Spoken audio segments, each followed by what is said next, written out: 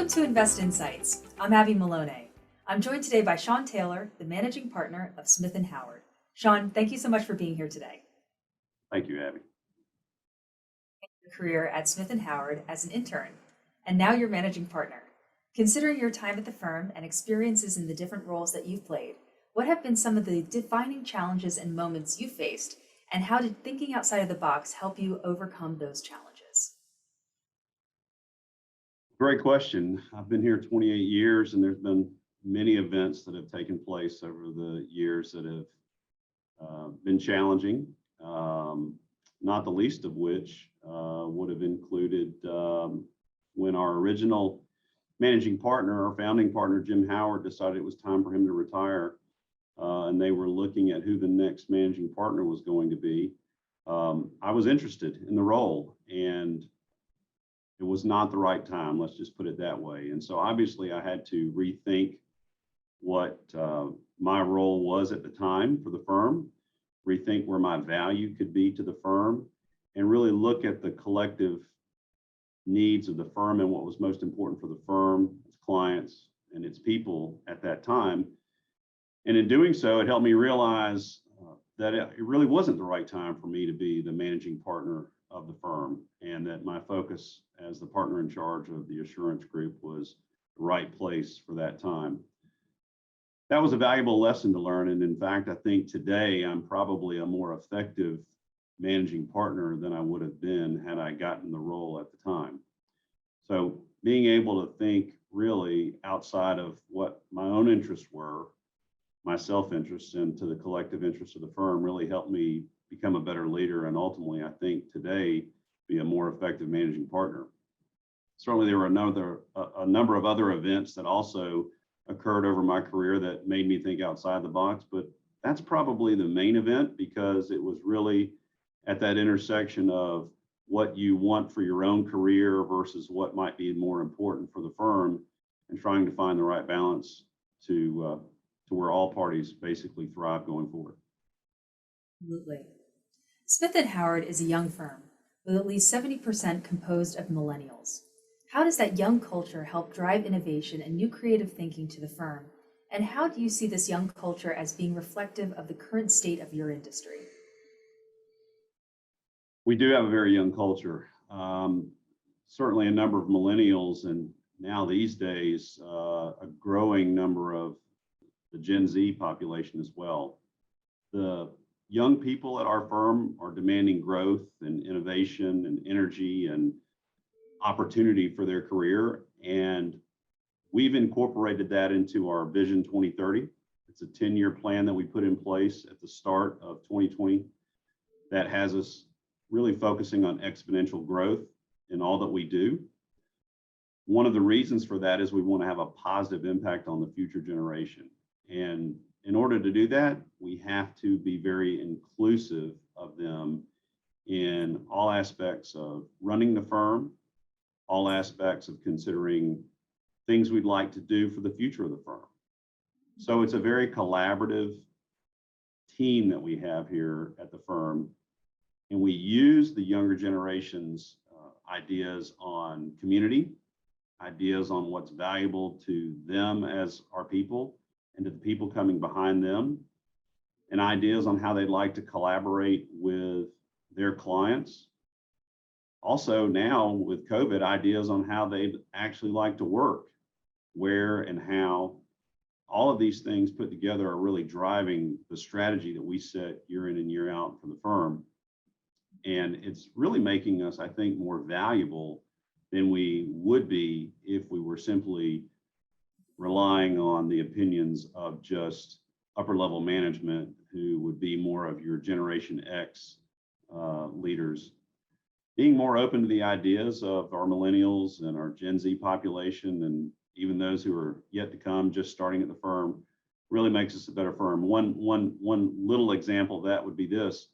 Just a couple of years ago, we always promote open door policies, but we had an intern who actually knocked on my door and said, why are we still using plastic in the kitchen? You think, okay, well, that's not really a big of a deal. But because of her coming in and saying, hey, you have an open door policy and I want to take advantage of that. And I'm just curious why we're using plastic in the kitchen, led us to go on a journey of exploring, hey, what could we do to be better for our environment? And today we use biodegradable items in our kitchen, and it's all because of an idea that was planted by a young intern at the time. So I think it makes us a better firm by listening to the opinions and the insights of the generations that are younger at Smith and Howard.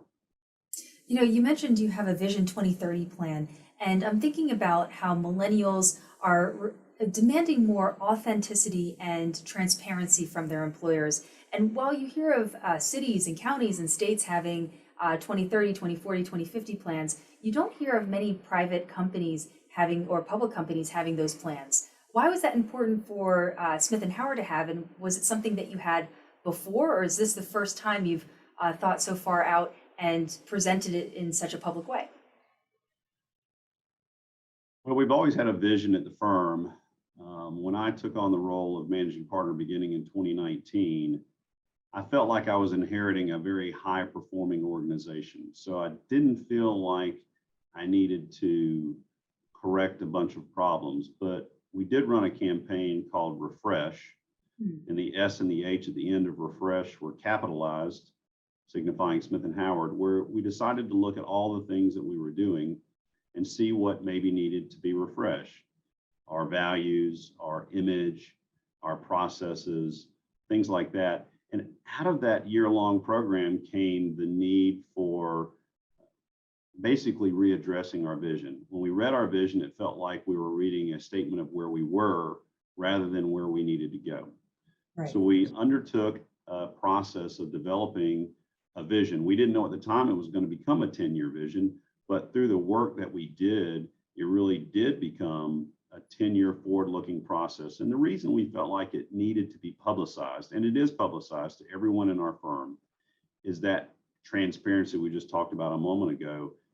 If you're a 1-year person, 2-year person at the firm, and a very senior level executive is talking about the future of the firm in terms of 10 years and saying you as an individual have a role in that vision, I think it basically develops a connection or a bond with that employee where they're more loyal, they're more committed to the firm, and they're looking forward to what their role is in the future. That creates a trust that I think is really important as you look to develop future leaders and the people that are going to come behind people like me in the next generation of the firm. So the vision was important. Doing it over a long period of time became important through our discussions. And I think what it's ultimately doing is providing our younger employees with a promise and a hope for what their individual careers can be like at Smith & Howard over the long term. When people consider accounting, the general idea still remains of someone looking over credit and receipt books line by line and account by account. It hasn't helped many firms throughout the labor shortage. In addition to the millennial demographic you recruit from, how do you see the industry reimagining or reinventing itself in new and creative ways to address the challenges, such as the labor shortages that it faces?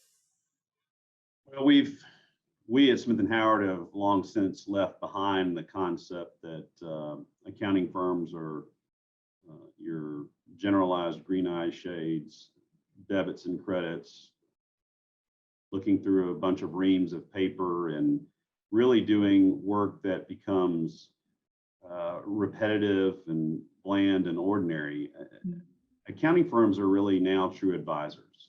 We feel like our clients look to us as their trusted confidant, their external advisory board, sometimes for those clients that don't have boards that they can go to and ask really tough, challenging journey type questions as they're looking to where they're trying to take their company or where they individually want to go over the course of their career and in their lifespan. We're really focusing on things outside of just the day-to-day compliance that many accountants are thought of. We're publishing articles and producing materials for our clients and our community that really focus in on things that are value added, cyber security issues, branding value, the value of using marketing and business development. Every year we hold an event called Vision, another touch on vision, but it's called Vision 2022 will be this year's event. And every year we run that event. It's a half-day program where we bring in guest speakers who talk about really anything but accounting. They talk about human resources. They talk about branding. They talk about customer service. We've also had leading economists come in and speak about what's going on in the economy, both locally, domestically, and internationally. And the people that attend that, our clients in the community, really walk away with ideas for their businesses that are not, oh, I better go check my general ledger and make sure I book that journal entry right. They're really more about course setting and mapping for what they're going to do for their company as they look to maximize their impact with their customers and their people and maximize the value and return they bring to their shareholders. So we've already begun for a long time looking at ourselves differently. And really, I think that affects the workforce. You mentioned the workforce. I think when people look at Smith & Howard, they look at us as an opportunity for them to come in and really bring an entrepreneurial spirit, something beyond just a numbers cruncher, somebody that can come in and really take an idea or a concept, bring it to us as management, and really have us pursue it as an avenue we could take to our customers or a new business venture we could start that really would be impactful to the entire community. So I think we've already begun that here, and we're really excited about the journey that it's already begun to take us on and where it's going to lead us as we complete the rest of our Vision 2030 plan. Great. And as we conclude today's discussion, how would you define creativity, and what does that look like for Smith & Howard and the accounting industry moving forward? You know, I think creativity is really limitless. So when I define creativity, I think of something as without limits. Certainly you have rules and guidelines that you have to think about whenever you're, for example, thinking about what a business can do from an accounting, finance, investment perspective. But we really encourage creative thinking in the way we tackle problems for our clients, the way we talk to a client about what their journey is going to be.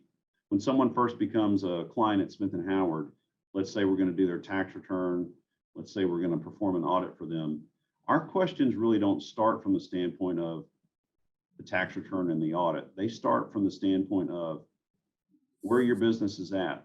Where does your business want to go? What are the goals that you want to accomplish?